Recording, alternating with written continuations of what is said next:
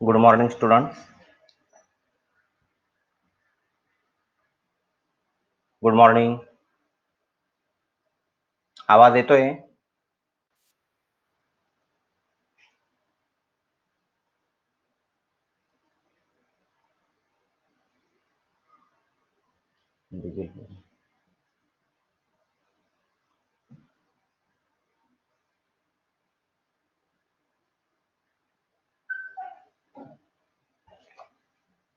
Screen दिसते सर्वांना? Screen आली का?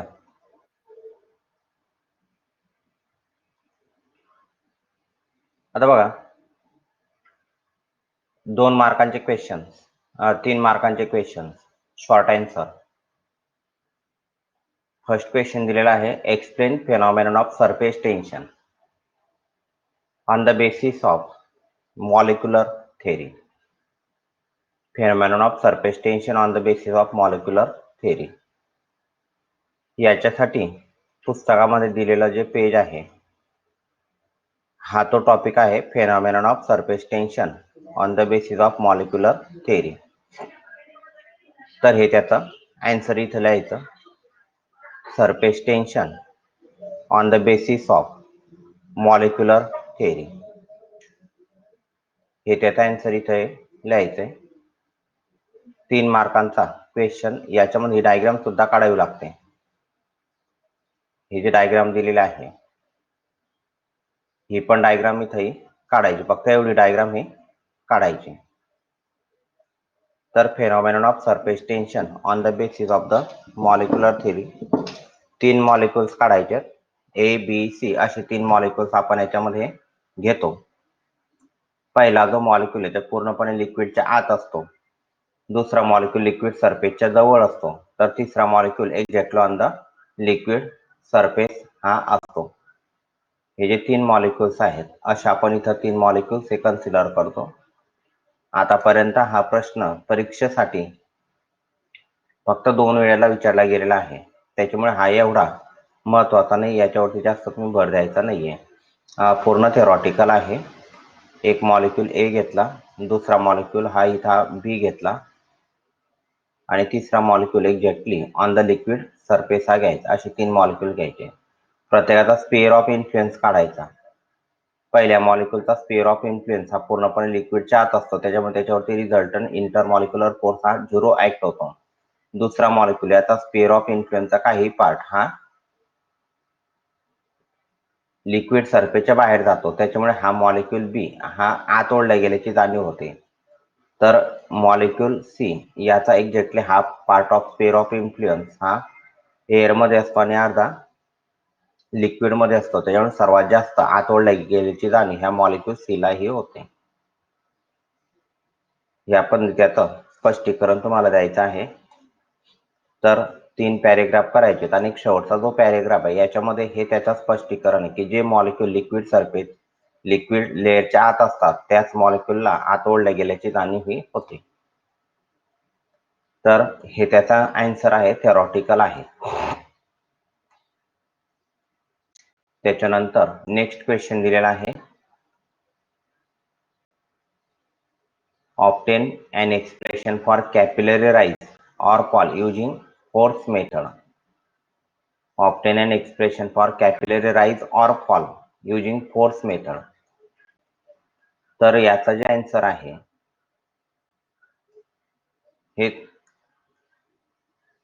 हे त्याचा आन्सर आहे. 2 मेथड दिलेल्या आहेत, पैकी ही फोर्स मेथड याच्या सहाय्याने ते एक्सप्रेशन इथपर्यंत लिहायचं. त्याचा आन्सर बघा, इथपर्यंत त्याचा आन्सर आहे लिहायचा आहे. याच्यामध्ये कॅपिलरी ट्यूब कन्सिडर केली. कॅपिलरी ट्यूबची रेडियस ही स्मॉल आर कन्सिडर करायची. Small R is the radius of the capillary tube. आणि ह्या कॅपिलरी ट्यूब मध्ये एकतर लिक्विड वॉटर असेल किंवा केरोसिन, दोघांपैकी कोणतरी लिक्विड हे भरलेलं असतं. मग ज्यावेळेला हे लिक्विड ह्या कॅपिलरी ट्यूब मध्ये भरलेलं असेल, तर लिक्विड मिनिस्कस हा जो लिक्विड मिनिस्कस आहे, that form the concave shape असा तो लिक्विड मिनिस्कस हा कॉन्केव्ह शेप तयार करतो. म्हणजे जे लिक्विड पार्शियली किंवा कम्प्लिटली वेट करतात सॉलिडला, तर अशा लिक्विड साठीचा जो लिक्विड मिनिस्कस आहे तो कसा असतो, कॉन्केव्ह असतो. आणि मर्क्युरी जर घेतला असता तर त्याआधी तो कसा असतो, कॉन्व्हेक्स हा असतो. तर इथं आर म्हणजे radius of the capillary tube. मग याच्यामध्ये काय होईल की लिक्विडची लेवल ही वाढत जाते, लिक्विड लेवल ही वाढत जाते. तर राईज ऑफ लिक्विड म्हणजे हाईटचा फॉर्म्युला याच्यामध्ये काढायचा असतो. मग याच्यामध्ये एकच फॉर्म्युला आपल्याला यूज करायचा आहे, त्याच्यावरती आधारित हे डेरिव्हेशन असतं. जो लिक्विड कॉलम हा वरती जातो त्याचा वेट हे घ्यायचं. बघा अगोदर बघा वेटचा फॉर्म्युला मांडू आपण. वेट कॅपिलरी ट्यूब बुडवलेले आहे असं एक, याच्यामध्ये कॅपिलरी ट्यूब बुडवलेली आहे. डायग्राम त्यांनी पूर्ण दिलेली आहे. तर वेट जे आहे, weight always acts in the vertically downward direction.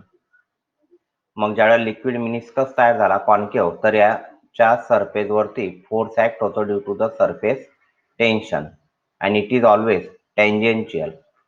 हा फोर्स ऍक्ट झाला due to the surface tension tangential. ही डायग्राम अशी पाहिजे. Force due to surface tension, F due to surface tension. आणि ज्या वेळेला तो लिक्विडच्या मिनिस्कस वरती ऍक्ट होतो तर तो लिक्विडच्या सरफेसला अँगल थिटा तयार करून तो ऍक्ट होतो. इथं अँगल दाखवला मी, इथं थिटा. आणि थिटा याचा अर्थ angle of contact of the liquid with the solid किंवा कॅपिलरी. मग हा जो फोर्स ऍक्ट झाला due to the surface tension, ह्या लिक्विड मिनिस्कस वरती ऍक्ट होत असताना ज्यावेळी तो ऍक्ट होतो लिक्विडच्या सरफेस वरती, तर इक्वल आणि अपोजिट फोर्स ऑफ रिॲक्शन तयार होईल. हा झाला force of action. Liquid meniscus ज्यावेळेला तो फोर्स टाकतो लिक्विड कॅपिलरी वरती, तर कॅपिलरी सुद्धा काय करेल, लिक्विड मिनिस्कस वरती फोर्स टाकेल. एक्झॅक्टली याच्या अपोजिट डायरेक्शनला फोर्स टाकेल, ह्या डायरेक्शनला. जेवढा फोर्स हा लिक्विड मिनिस्कसने टाकलेला असेल तेवढाच फोर्स ह्या लिक्विड कॅपिलरीच्या सरफेसने हा टाकलेला असतो. म्हणून इथे हाला फोर्स ऑफ रिॲक्शन, आता मी जो काढतो तो काय आहे, इथं हा फोर्स ऑफ रिॲक्शन आहे.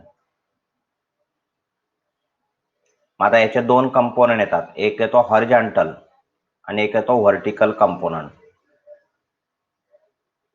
हा झाला इथं F T cos theta, angle theta तयार झाले. इथं विरुद्ध अँगल बघा, इथला अँगल आणि इथला अँगल काय झाला, तो विरुद्ध अँगल आहे. त्याच्यानंतर हा इथं आला F T sine of theta. तसं दुसऱ्या बाजूला काढू आपण. इथे हा आला एक एफ टी कॉस थिटा, इकडे आला हा F T sine of theta.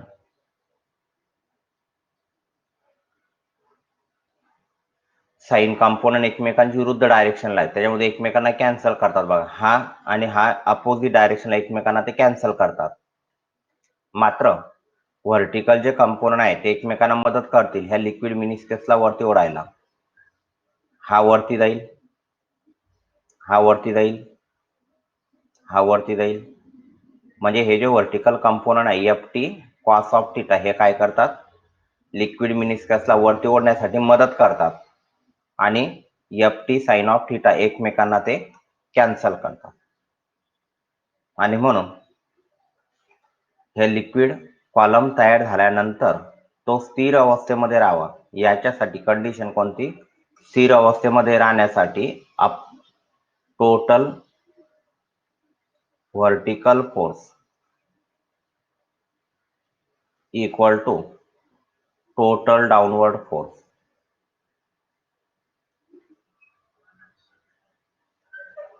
वरती ओढणारा फोर्स आणि खाली ओढणारा फोर्स सारखा पाहिजे. मग वरती ओढणारा फोर्स किती, पर युनिट लेंथ वरती किती फोर्स ऍक्ट झाला, F T cos of theta. अशी एकूण किती लेंथ आहे, 2 पाय आर. सर्कमफरन्स एवढी लेंथ आहे. हा जो लिक्विड मिनिस्कस आहे याचा सर्कमफरन्स किती, 2 पाय आर. प्रत्येक युनिट लेंथ वरती किती फोर्स ऍक्ट होतो, एफ टी कॉस थिटा. तर पूर्ण सर्कमफरन्स वरती किती फोर्स ऍक्ट झाला, एफ टी कॉस थिटा म्हणजे युनिट लेंथ वरती ऍक्ट झालेला फोर्स मल्टिप्लायला सर्कमफरन्स 2 पाय आर आणि टोटल डाऊनवर्ड फोर्स म्हणजे कोण, खाली ओढणारा कोण आहे, वेट mg. बस एवढं इक्वेशन तुम्हाला मांडता आलं पाहिजे. टोटल व्हर्टिकली फोर्स म्हणजे वरती ओढणारा एकूण फोर्स आणि खाली ओढणारा एकूण फोर्स हा कसा पाहिजे, सारखा पाहिजे. खाली ओढणारा एकूण फोर्स म्हणजे ते weight of the liquid column आणि वरती ओढणारा फोर्स म्हणजे युनिट लेंथ वरती ऍक्ट होतो force F T cos theta आणि एकूण सर्कमफरन्स आहे 2 पाय आर. आणि म्हणून हे इक्वेशन याच्या साईन तुम्हाला हाईटचा फॉर्म्युला काढता येतो. आता याच्यानंतर याला काय करायचं, फक्त तुम्हाला सिम्प्लिफाय करायचंय. मासचा फॉर्म्युला टाकायचा बघा. मास डेन्सिटी म्हणजे मास डिवाइडला व्हॉल्यूम. मग मासचा कायला फॉर्म्युला, रो इंटू व्ही. मग इथं लिहिलं, रो म्हणजे डेन्सिटी ऑफ लिक्विड, व्ही म्हणजे volume of the liquid column, G म्हणजे acceleration due to gravity, rho. आता व्हॉल्यूम कसा काढणार बघा, किती हाईट पर्यंत राईज झालेला आहे समजा हा लिक्विड, तर ती हाईट आपण इथं कन्सिडर करायची एच. एवढ्या हाईट पर्यंत हे लिक्विड त्या कॅपिलरी ट्यूब मध्ये राईज झालेली. मग व्हॉल्यूमचा फॉर्म्युला काय असतो, व्हॉल्यूम म्हणजे काय, लांबी गुणिले रुंदी म्हणजे एरिया आणि उंची म्हणजे काय, हाईट इंटू जी. त्याच्यानंतर आता याला काय करायचं, rho area of cross section किती, पाय आर स्क्वेअर. महत्वाचा टॉपिक आहे. एच म्हणजे हाईट, जी म्हणजे ऍक्सलरेशन ड्यू टू ग्रॅव्हिटी. जर तुम्हाला हा टॉपिक याच्यामध्ये फक्त एवढं एक इक्वेशन मांडता आलं म्हणजे तुमचं डेरिव्हेशन तुम्हाला जमलं. आता झालं इथे हा फॉर्म्युला काय मिळाला, F T force due to the surface tension cos of theta 2 pi R. आता इथे जो force due to surface tension आहे तो कसा घ्यायचा बघा, F of T vertical component घेतला, व्हर्टिकल कंपोनंट, आणि एक दुसरा कोणता हॉरिझॉन्टल कंपोनंट त्यांनी एकमेकांना कॅन्सल केलं.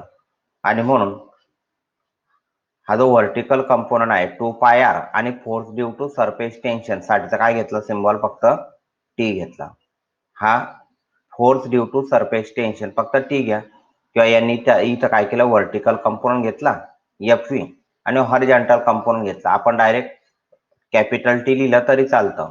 टेन्शन टी चे दोन कंपोनंट, टी साइन थिटा आणि दुसरा टी कॉस ऑफ थिटा. हा युनिट लेंथ वरती ऍक्ट होणारा फोर्स आहे. तर पूर्ण लेंथ वरती किती ऍक्ट झाला, तर एवढा तो पूर्ण लेंथ वरती ऍक्ट झाला. कोणता कंपोनंट आहे, टी कॉस थिटा मल्टिप्लायला सर्कमफरन्स. मग काय आला तो, T cos theta multiply by circumference. हा इथं व्हर्टिकल कंपोनंट त्याच्याबद्दल टी लिहिला, cos of theta 2 pi R equal to rho pi R square H into G. आता याला सिम्प्लिफाय करा आणि एच चा फॉर्म्युला काढा. तुम्ही फक्त एवढं इक्वेशन कसं मांडतात तेवढं लक्षात घ्या. आर दोघं साईडला आहे, कॅन्सल झाला, पाय आहे कॅन्सल झाला आणि एच मिळाला बघा. हा फॉर्म्युला पाठ करायचा, H equal to 2 T cos theta divided by H rho G. तर हा फॉर्म्युला पाठ करायचा, फॉर्म्युले पाठ करा. Height H equal to 2 T cos theta divided by H rho, sorry R राहिला का, हा आर स्क्वेअर राहिला, आर राहिला एच आर RH रोजी, तरी ते स्क्वेअर होता ना, तर हा फॉर्म्युला पाठ करायचा. H equal to 2T cos theta divide by RH रोजी. तर हे काय झालं? अरे डबल, सॉरी, नाही सॉरी, तो डबल लिहिला गेलं का इथं आर रोजी असा असेल, तो इथे असेल आर. तर हा फॉर्म्युला पाठ करायचा. फक्त तुम्हाला काय सांगितलं, एवढं equation vertical upward force equal to vertical downward force. हा व्हर्टिकल अपवर्ड फोर्स म्हणजे कोणता, इथं टी येतो. Force due to surface tension, त्याचे दोन कंपोनंट, एक व्हर्टिकल कंपोनंट, दुसरा हॉरिझॉन्टल कंपोनंट. त्याच्यानंतर पुढचा क्वेश्चन आहे,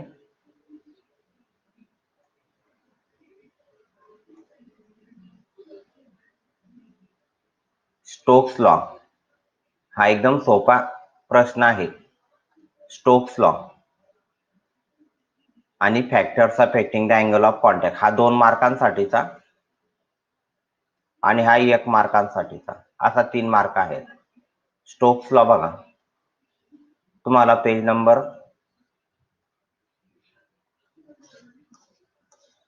47 वरती दिलेला आहे Stokes law.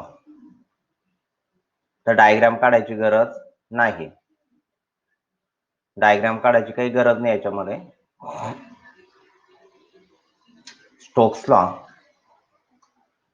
gives the viscous force acting on a spherical object falling through a viscous medium.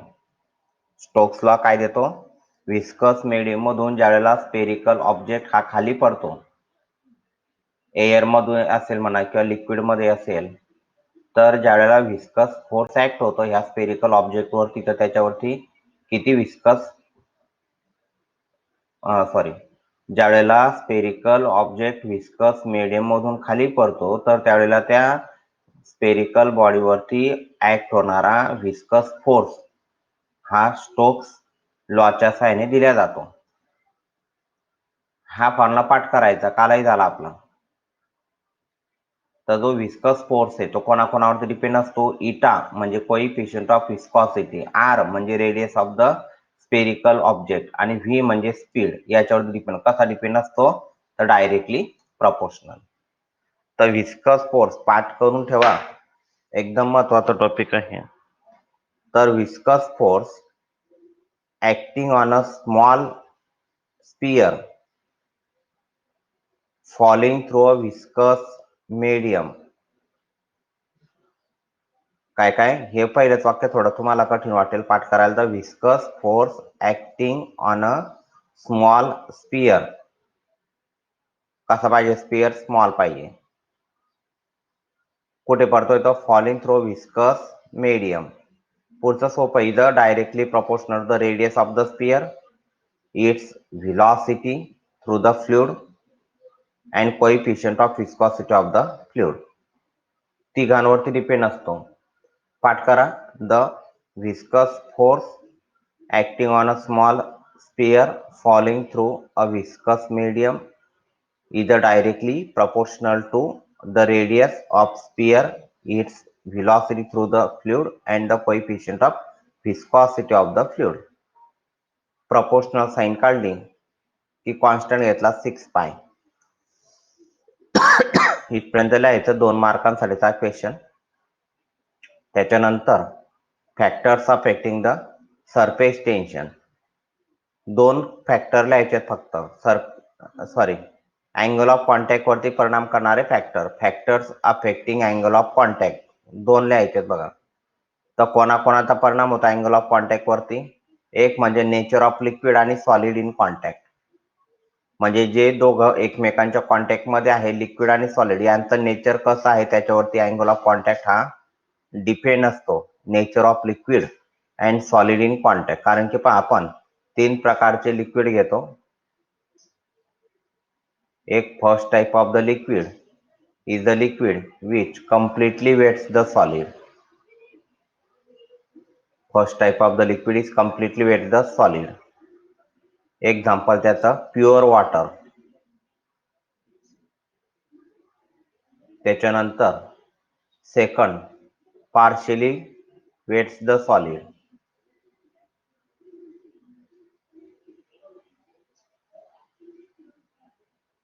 आणि याचं एक्झाम्पल केरोसिन. आणि third type of the liquid does not wet the solid.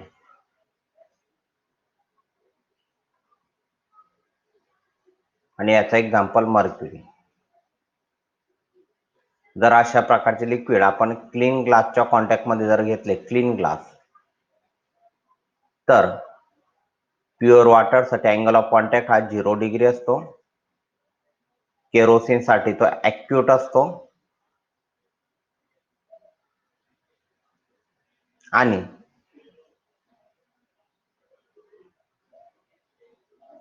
या मर्क्युरी साठी तो ऑब्च्यूस असतो.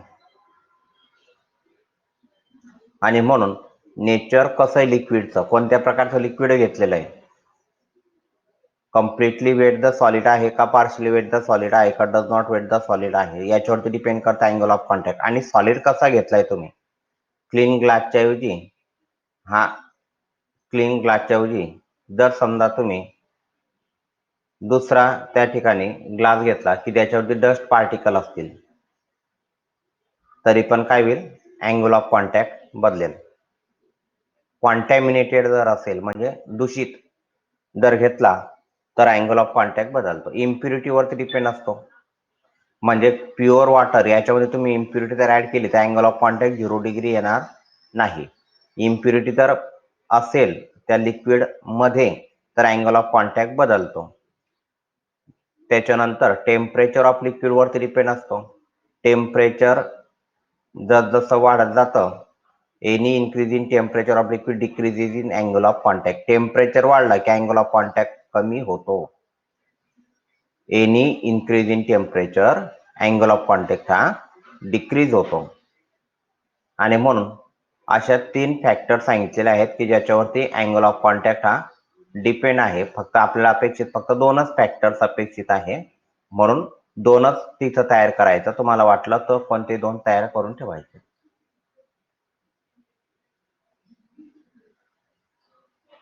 त्याच्यानंतर न्यूमरिकल्स दिलेले आहेत. हे न्यूमरिकल्स 27 ड्रॉपलेट्स ऑफ वॉटर. किती ड्रॉपलेट्स आहेत, 27 ड्रॉपलेट्स आहेत वॉटरचे. Each of radius 0.1 millimetre. प्रत्येकाची रेडियस 0.1 मिलीमीटर आहे. कोइलिस म्हणजे एकत्र होणे. इंटू अ सिंगल ड्रॉप म्हणजे बघा 27 ड्रॉपलेट्स आहेत, हे सर्व एकत्र होत आहेत, एक सिंगल ड्रॉप तयार झाला. असे 1 2 3 4 5 असे किती असतील ते 27 असतील. हे सर्व एकत्र झाले कोइलिस, त्याच्यामुळे एक सिंगल ड्रॉप तयार झाला. Find the change in surface energy. Change in surface energy, surface energy मध्ये काय बदल झाला तो आपल्याला इथं काढायचा आहे. आणि सरफेस टेन्शन दिलेलं आहे. सरफेस टेन्शन, तर हे जे न्यूमरिकल्स आहेत, हे न्यूमरिकल्स याचा एक जनरल फॉर्म्युला आहे. तो जनरल फॉर्म्युला जर तुम्ही केला तर लगेच सोल्युशन तुम्हाला याचं हे मिळून जातं. एक छोटासा फॉर्म्युला तुम्हाला सांगतो. पुस्तक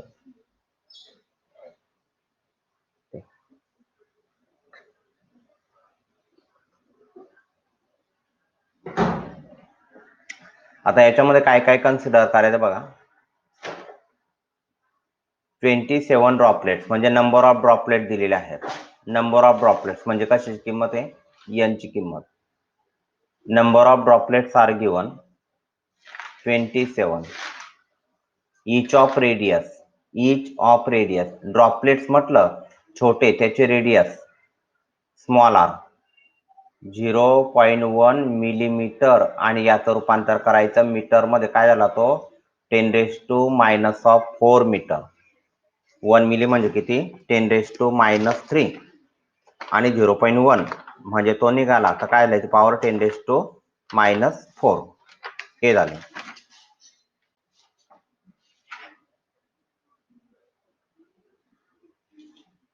नंतर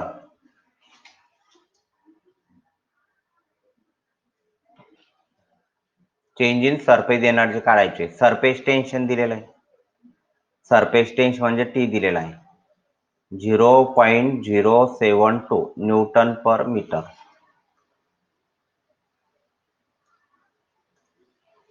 what is the change in surface energy हा काढायचा आहे.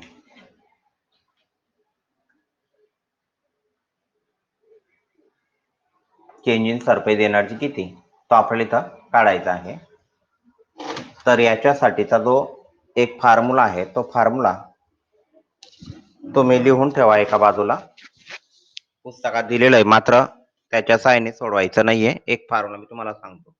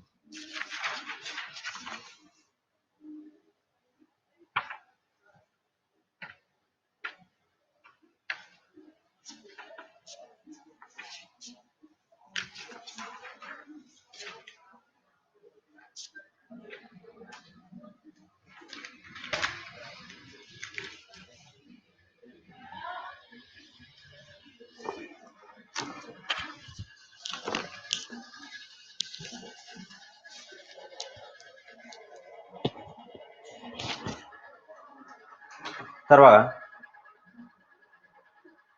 ज्यावेळेला अनेक ड्रॉपलेट्स एकत्र येतात आणि एक सिंगल ड्रॉप तयार होतो तर त्यावेळेला जी चेंज इन एनर्जी आहे किंवा जे काही वर्क करावं लागतं चेंज इन एनर्जी किंवा वर्क डन कोणताही विचारायला असतो शब्द चेंज इन एनर्जी. तर याचा फॉर्म्युला काय घ्यायचा 4 पाय r² in bracket n minus n 2/3. तर हा फॉर्म्युला पाठ करायचा 4 पाय r² in bracket n minus n 2/3. बघा जेव्हा अनेक ड्रॉपलेट्स एकत्र येतात काय झालं ते अनेक ड्रॉपलेट एकत्र येतात आणि एक सिंगल ड्रॉप तयार होतो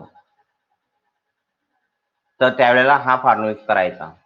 आणि जेव्हा एका ड्रॉप पासून अनेक ड्रॉपलेट्स तयार होतात एका ड्रॉप पासून अनेक ड्रॉपलेट तयार होतात तर त्यावेळेला जो वर्क डनचा फॉर्म्युला आहे तो वर्क डनचा फॉर्म्युला काय घ्यायचा 4 पाय r कॅपिटल r² टी म्हणजे सरफेस टेन्शन. इथं टी लिहायचा राहून गेला माझा इथं टी लिहायचं राहिला.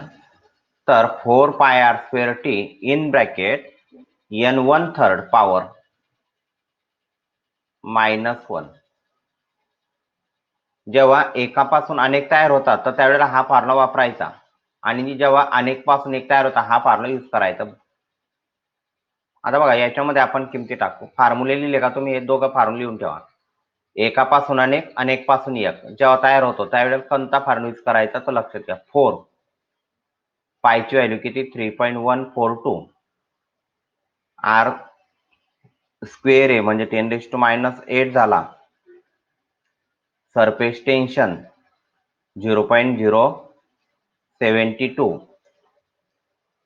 नंतर नंबर किती होते 27 बरोबर आहे मायनस 27 म्हणजे कोणाचा क्यूब येतो 3चा 2/3. पाहून घ्या व्यवस्थित समजले का स्टेप बघा व्यवस्थित. बघा 4 पायची किंमत 3.142 त्याच्यानंतर 3.142 जे आपण काय करू 22/60 टाकू म्हणजे आपल्याला कॅल्क्युलेशनला सोपं होईल. 22/7 टाका. r 10⁻⁴ -8 झाला. टी सरफेस टेन्शन n 27, नंतर n म्हणजे 20 कोणाचा क्यूब येतो 3चा. म्हणजे काय केलं असतं, कारण की हा इथं कॅन्सल होऊन जाणार आहे. देअरफॉर आता याचा गुणाकार करत जाऊ. हा झाला 88, त्याच्यानंतर 0.072 10⁻⁸ नंतर किती राहील तो 27 राहील नाही ते 27 आणि वजा 9 डिवायडेड बाय 7.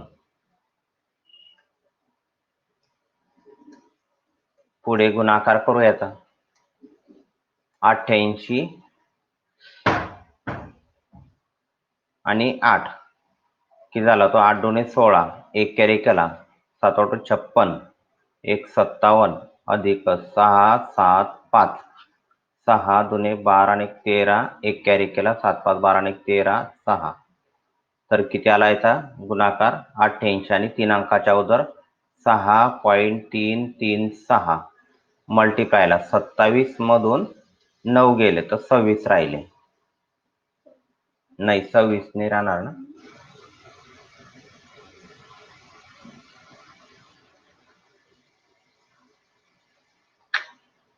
किती राहतील मग 27. अरे सॉरी, एक मिनिट तुम्ही सांगत चला काय झालं हे. एक मिनिट फक्त काय सेटिंग झाली.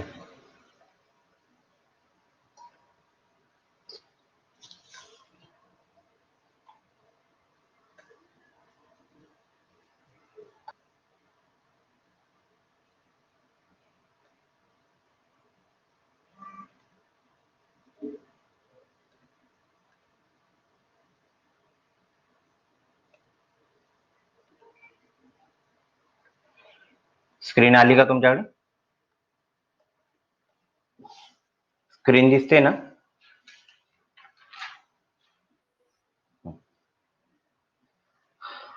चला ठीक आहे. 10 काय झालं आपलं हे 6.6336 मल्टिप्लाइड बाय करा वजाबाकी तर 18 राहिला.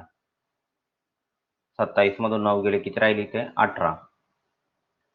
10⁸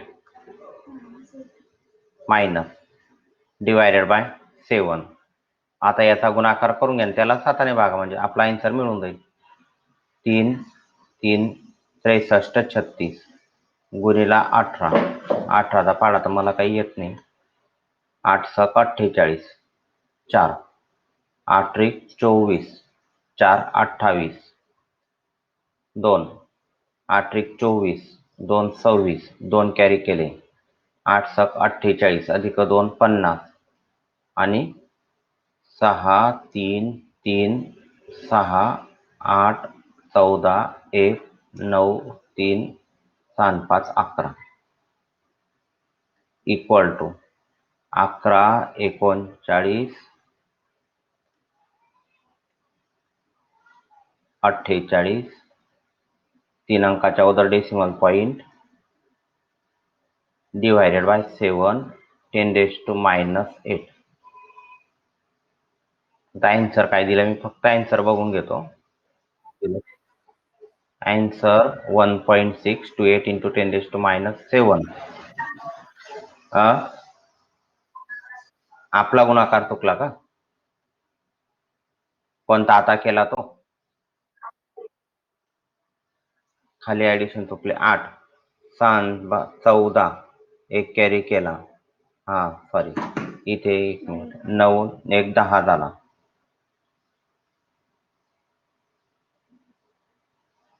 इथे झाला तो 10, एक कॅरी केला 4 11 आणि 7ला जर आपण आता इथं 7ने जर डिव्हाइड केलं काय होईल तो 11 40 48. याला आपल्याला 7ने डिव्हाइड करायचं आहे आणि जे आन्सर दिलेला आहे 1.6 बरोबर आहे. तर जमून जाईल ते आन्सर.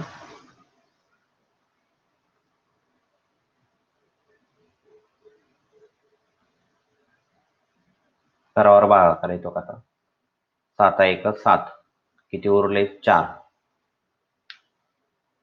43 झाले,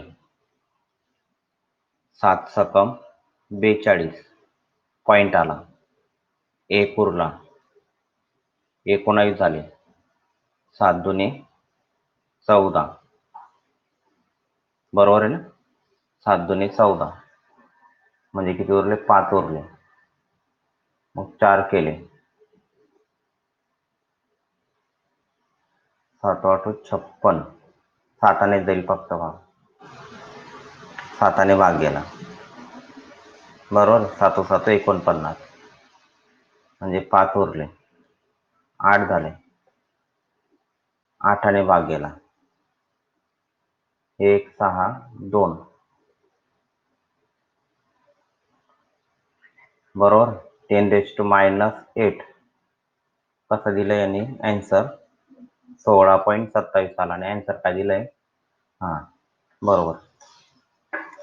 तर 10⁻⁸ च्या ऐवजी काय केलं, असा केलाय त्यांनी 1.62 7च्या ऐवजी काय केलं त्यांनी 8 केला आणि 10⁻⁷ आला आणि एनर्जी आहे तर याचा युनिट काय आला, जूल आला, किंवा वर्क डन आहे याचा युनिट काय, joule.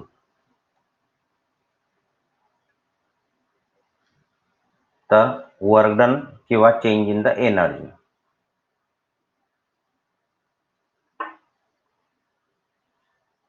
Work done or change in the energy, work done विचारला तरी सेम आणि एनर्जी विचारले तरी सेम फॉर्म्युला यूज करायचा. तर हे दोन फॉर्म्युले पाठ करणं तुम्हाला गरजेचं आहे. एकाचं रूपांतर अनेकमध्ये किंवा अनेकचं रूपांतर एकामध्ये ज्यावेळेला होतं तर हा फॉर्म्युला इथं यूज करायचा.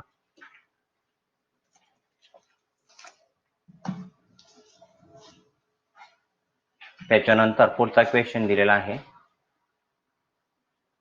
झाला लिहून घ्या व्यवस्थित.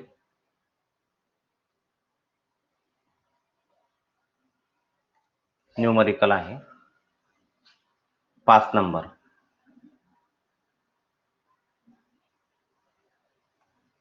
A U-tube is made up of capillaries or bore.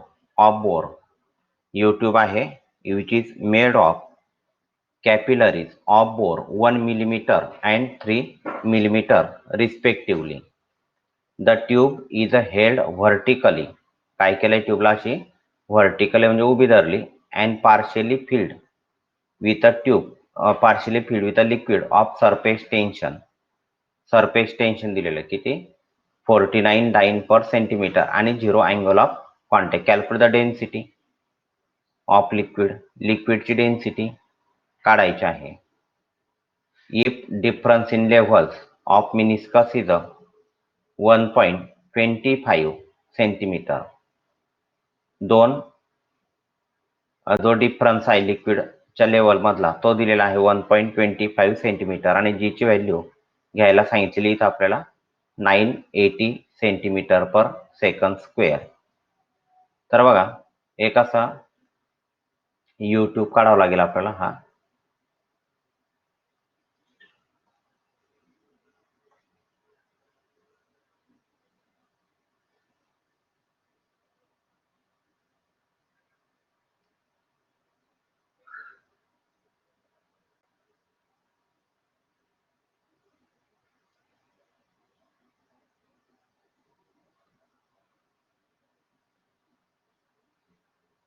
हा तो असा YouTube आहे.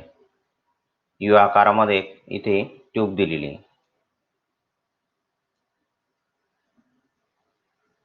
एकाची कॅपिलरीज ऑफ बोर एकाची 1 मिलीमीटर आहे, एकाची 2 मिलीमीटर बोर दिलेली आहे. The tube is held vertical and partially filled with a liquid of surface tension. याच्यामध्ये लिक्विड भरलं सरफेस टेन्शन म्हणजे सरफेस टेन्शन टी दिलेला आहे, capital T. Angle of contact 0 आहे. Calculate density of liquid if the difference in levels of meniscus. म्हणजे आता कमी diameter आहे ना, डायमीटर कमी तर त्याच्यामध्ये राईज ऑफ लिक्विड कसं असेल इथं जास्त असेल. तर इथे हा जो डिफरन्स दिलेला आहे लिक्विड लेवल मधला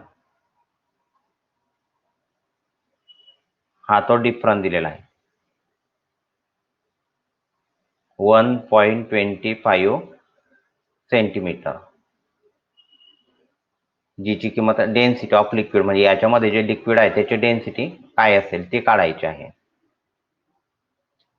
तर काय करावं लागेल आपल्याला वजाबाकी करायची फक्त. आता राईज ऑफ लिक्विडचा फॉर्म्युला घेतला आपण हाईट किती हाईट पर्यंत ते लिक्विड वरती चढू शकतं. हाईट एच चा फॉर्म्युला काय घेतला 2t cos theta divided bye r rho g.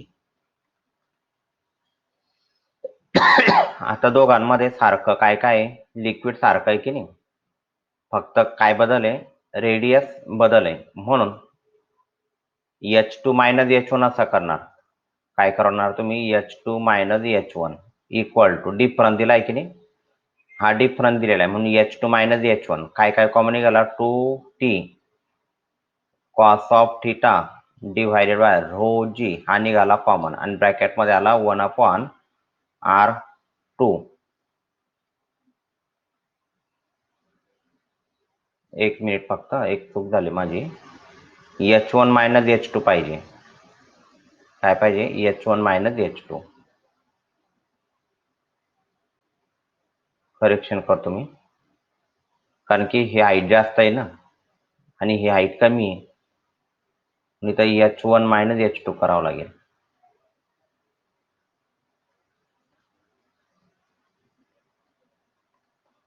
इथे आला तो R1 आला मायनस 1/r2 आला. 2 सरफेस टेन्शन 49. इकडे काय लिहिलं रो काढायचा आहे बरोबर. रो आपल्याला इथं काढायचा आहे. नंतर जी ची किंमत किती घ्यायला सांगितली 980 बरोबर आहे. हा डिफरन्स कितीला आहे 1.25 सेंटीमीटर मध्ये सर्व, त्याच्यामुळे काही करायची गरज नाही मीटर मध्ये.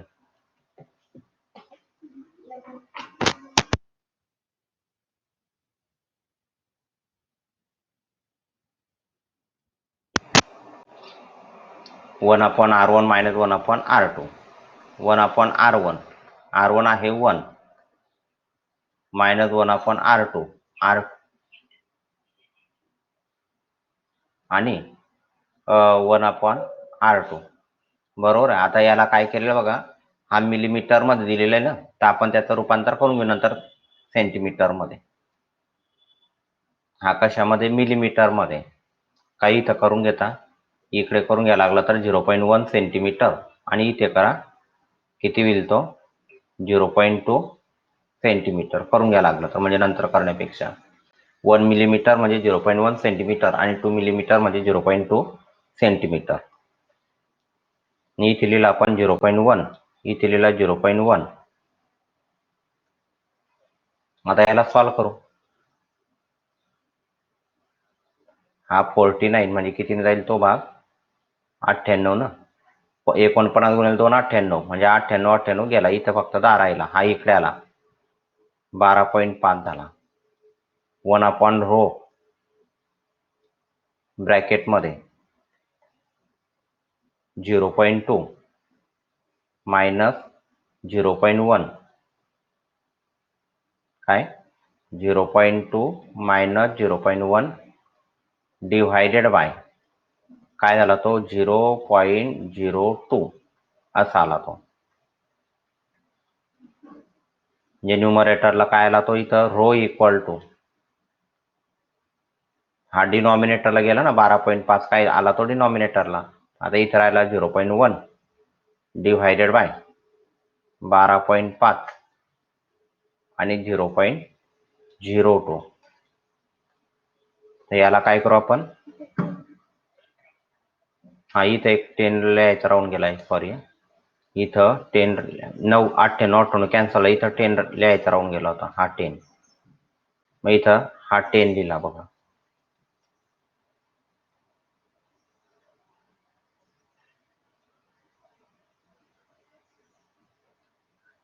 बस आता याला सिम्प्लिफाय करू आपण. आता कसं होईल बघा, हा फक्त इथं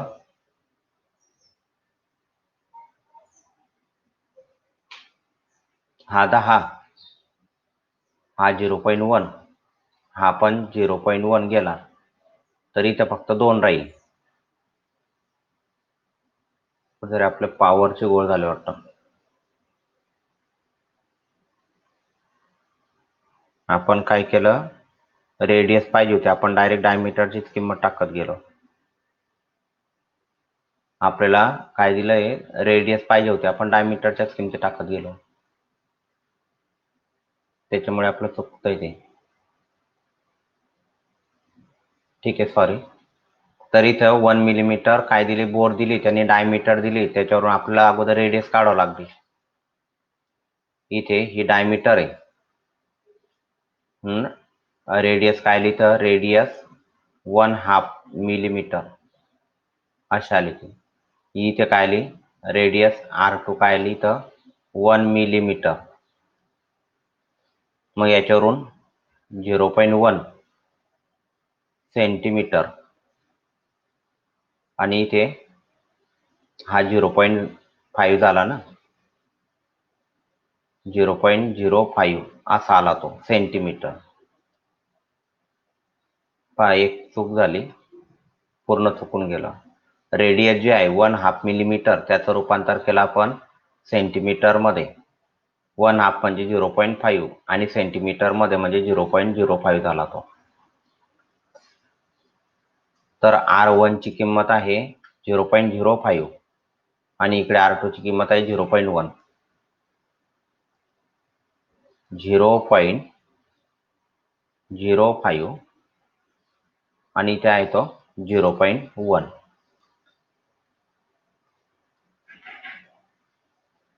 तर इकडे वजाबाकी करू, 0.1 मायनस 0.05 डिव्हाइडला काय होईल, तो 0.005 असा आला तो. आता हा 0.1 मधून 0.05 आपण जर वजा केला तर काय होईल, तो हा 5 बरोबर आहे, 0.05. फक्त एवढं आपलं ही स्टेप बदलली. इथं आला 1/10. अजून rho equal to 12.5 multiply by 10. इथे वजाबाकी आली 0.05 डिवायडेड बाय 0.005. 5 कॅन्सल करा. अजून हा 10⁻² आहे, 10⁻³ आहे,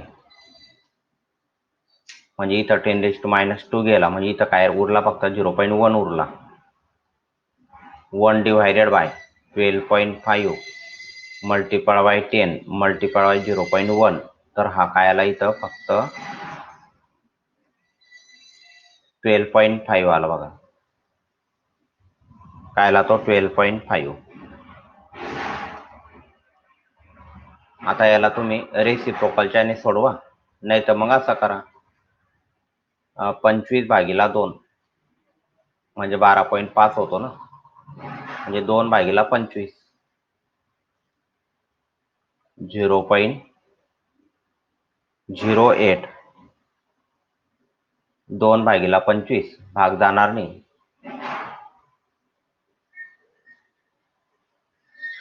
तर बरोबर होईल ना, तो 0.08 असाच येईल त्याचा आन्सर.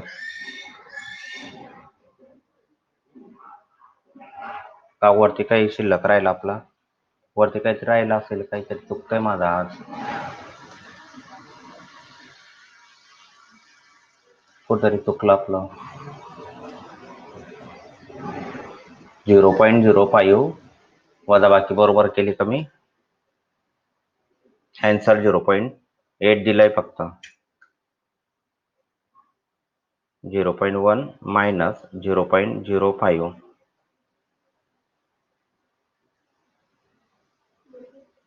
0.1 मायनस 0.05 बरोबर आलं.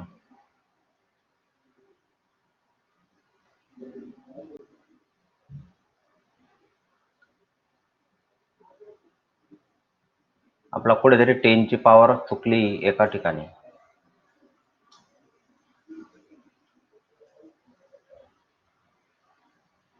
हा आला 5 इंटू 10⁻² डिवाइडला 5 इंटू 10⁻³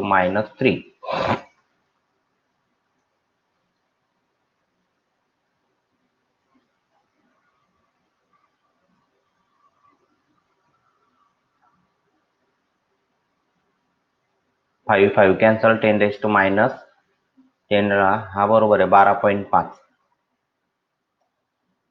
बरं ठीक आहे, तुम्ही शोधा बरं कुठेतरी काहीतरी राहिला का आपला H2 - H1 काही कन्व्हर्शन करताना काही चूक. सर्व दिलेलं आहे. एक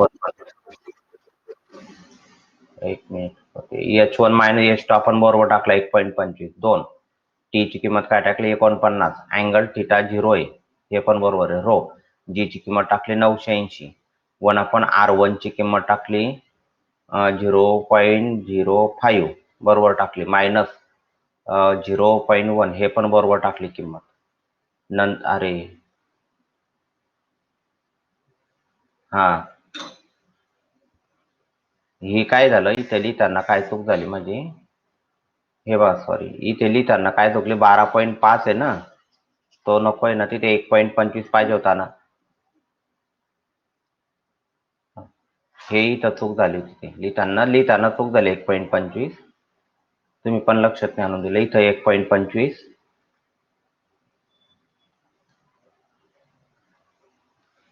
इथे आला तो 1.25.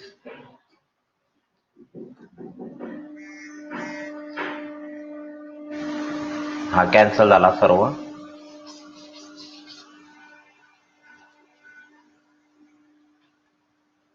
इथे राहिला 1.25 आणि 1.25 जो आहे तो कोणाचा भागाकार येतो 5/4चा भागाकार येतो. कोणाचा येतो तो भागाकार 5/4.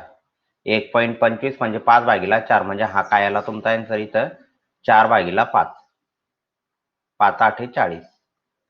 0.8 ग्रॅम पर सेंटीमीटर क्यूब.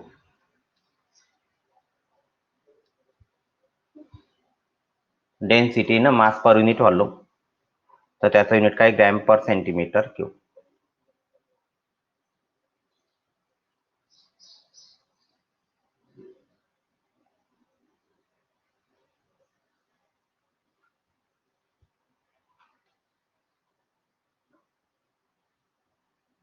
आता एक शेवटचा न्यूमरिकल घेऊ आपण.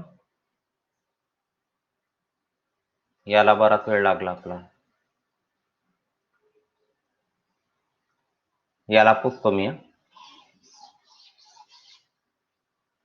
Rectangular frame of wire of size दिली त्याची. रेक्टँग्युलर फ्रेम ऑफ वायर त्याची साईज दिलेली आहे.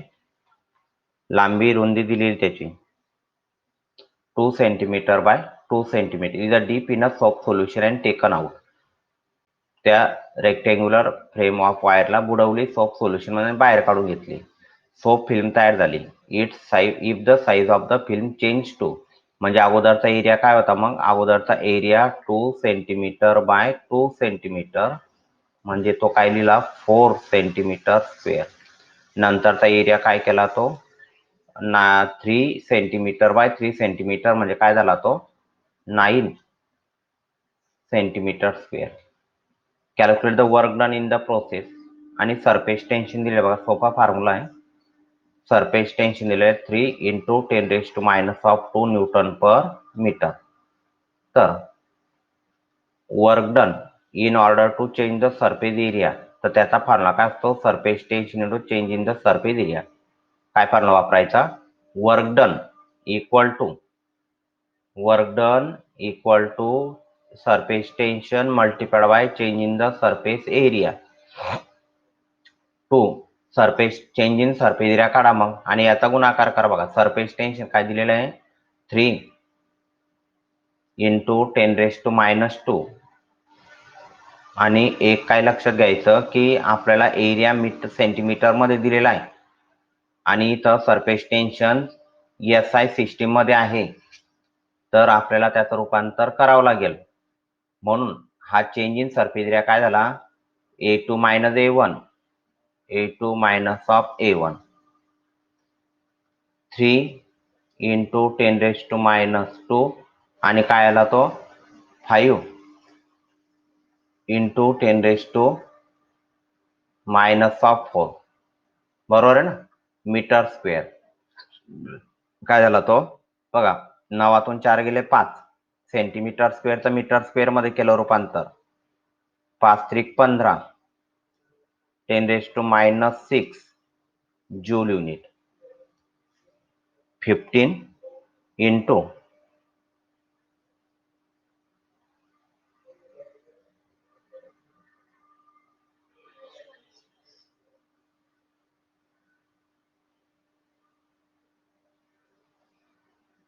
हा अजून एक आपल्याला घ्यायचं राहिलं पहा, फिल्म म्हटलंय ना, फिल्म म्हटलं तर मग 2 सरफेस एरिया असतात ना. सोप फिल्म म्हटलंय ना, फिल्म तयार झाली की 2 सरफेस एरिया असतात, म्हणून इथं 2 मल्टिप्लायला असेल, इथं 2 मल्टिप्लायला लिहायचं राहिला आपला. फिल्म म्हटलं की 2 सरफेस एरिया असतात आणि ड्रॉप म्हटलं की सरफेस एरिया एकच असतो, 2 ने मल्टिप्लाय करा त्याला. आणि म्हणून W वर्क डन काय मिळाला तो 30 इंटू 10⁻⁻⁶ जूल, किंवा त्याला असं लिहा 3 into 10⁻⁻⁵ joule. Work done 3 into 10⁻⁻⁵ joule हे मिळालं.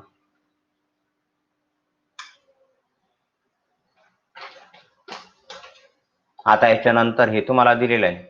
आता याचं कारण की शिकवण्यामध्ये आपला वेळ वाया जाईल जास्त, तर याचा तुम्हाला पुस्तकामध्ये पेज नंबर वगैरे दिलेत ना. सरफेस एनर्जी, सरफेस टेन्शन यांच्यामधलं रिलेशन बघा, सरफेस टेन्शन, सरफेस एनर्जी यांच्यामधलं रिलेशन हा तो टॉपिक आहे बघा, relation between surface tension and surface energy. Page number तुम्हाला दिलेला आहे 36 पानवरती बघा, तो टॉपिक आहे तो.